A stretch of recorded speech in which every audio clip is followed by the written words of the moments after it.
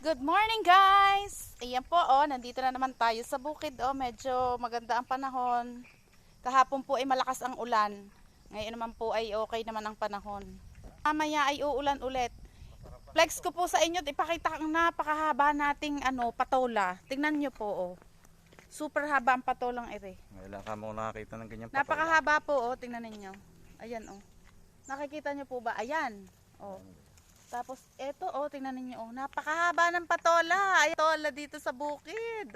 Ayan po Kakatuwa po ang bunga.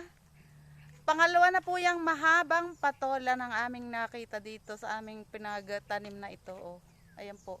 Tapos meron pa po diyan sa ibang maliliit. Ari po ay talagang super haba ng ating patola. Ayan po Tapos marami pong bunga sa ilalim. Pakita ko nga sa inyo. Teka lang po. Ito pa po ang mga bunga. Ayan po meron dyan. Sa tabi lang po yan ring mahaba. Tapos ito pa po ang bunga. Ayan po at napakarami ng bunga.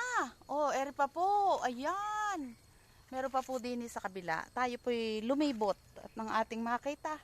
Ang ating mga humapay na po. Ayun meron pa doong maliit. Hindi niyo po siguro makikita. Humapay na po ang ating at bumigat na kasi po kahapon po'y malakas ang ulan at may hangin. Kaya po ang ating tanim ay tingnan nyo po at humiga.